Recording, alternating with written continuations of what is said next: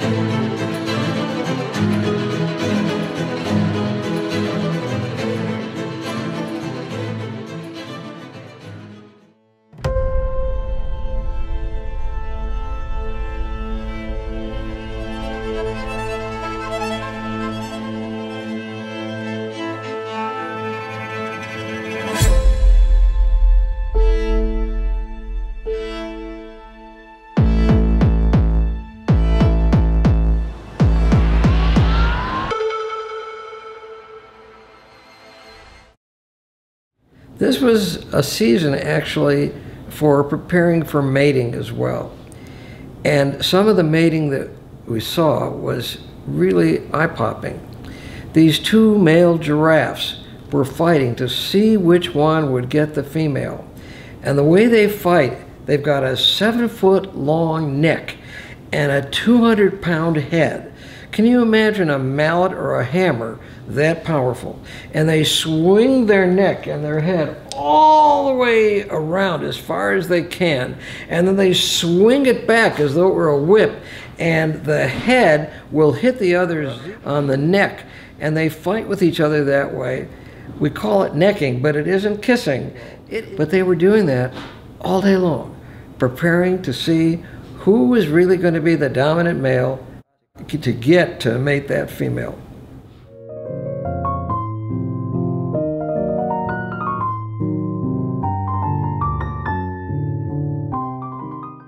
You never get tired of seeing elephants on parade. And we just parked ourselves on a sandy spot in this remote area and just waited for the elephants to come along the shore of Lake Ndutu. And there they were. There was the matriarch who really runs the show, and she was leading a group of males, a group of females, and little babies, all marching along. And that's what elephants do all day long and all night. They march through the wilderness and they eat. They eat wood and they eat brush from the acacia trees. They eat thorns. How can they grow to be 12,000-pound giants with that kind of a diet? But they do, and they eat all day. And they move 50 to 100 miles every day because they don't want to destroy their own ecology. Because if they stayed in one spot, the place would become barren in no time. They would have eaten all the trees, knocked them all down, eaten all the brush. So they walk and walk and walk tirelessly and eating. And the babies just follow along, being protected by the females and even the young males in the herd. And the boss is clearly that one huge matriarch. She runs the show. And the big bull males only come in when it's time to mate, which isn't that often because the gestation period for an elephant is 22 months.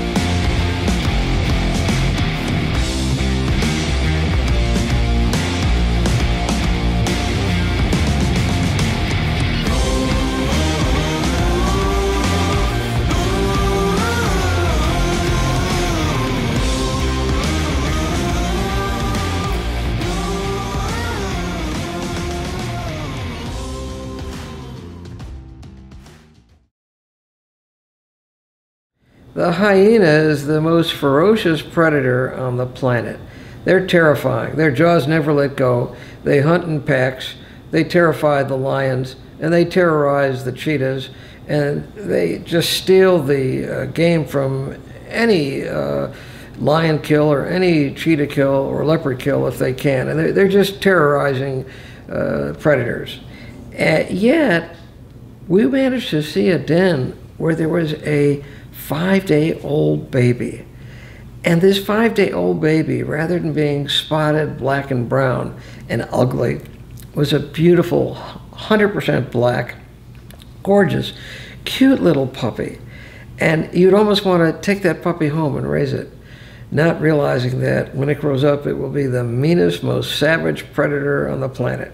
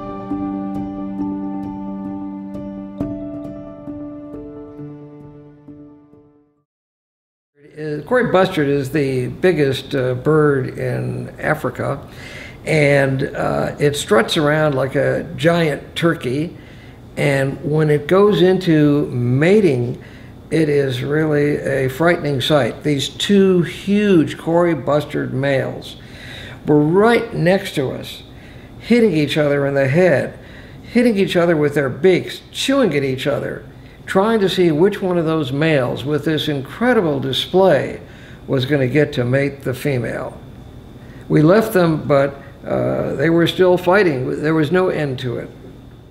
And we actually saw a goshawk catch a mouse of all things, but he was being attacked by 3 big tawny eagles. And they were flying around this goshawk, just terrorizing him, until the goshawk finally dropped the mouse, and the 3 tawny eagles were on this tree above where the mouse was dropped, and it was a battle of wits who was going to try to pick up that mouse. The goshawk eventually had to fly away, and the 3 tawny eagles went down and they got the mouse.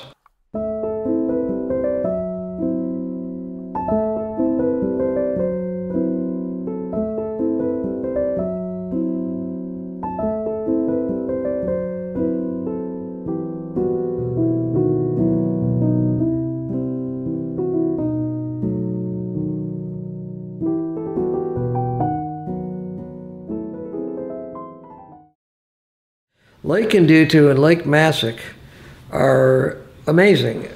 They were really full of water because this was the rainy season. Sometimes they're almost totally dry, but they were filled with water.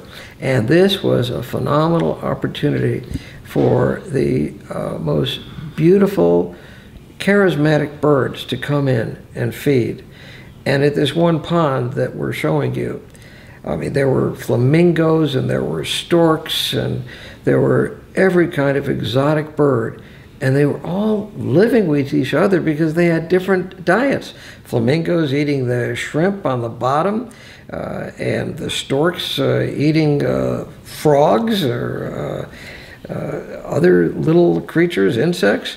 And they were just all having a great time. And because it was just so calm, and just an outlet of that lake in Ndutu, it was crystal clear and it was like a mirror image.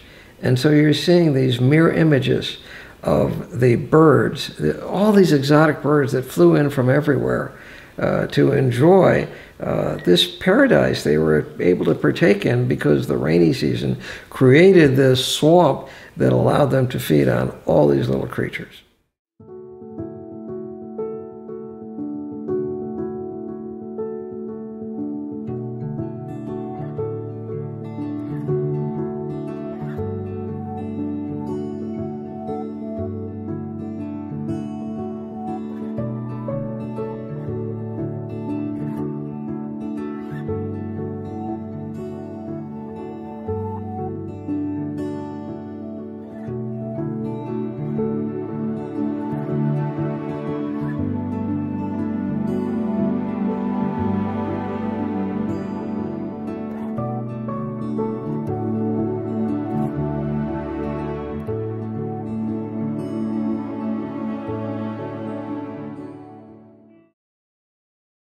How can you not be fascinated by the rejuvenation that occurs because we're right in the heart of the rainy season?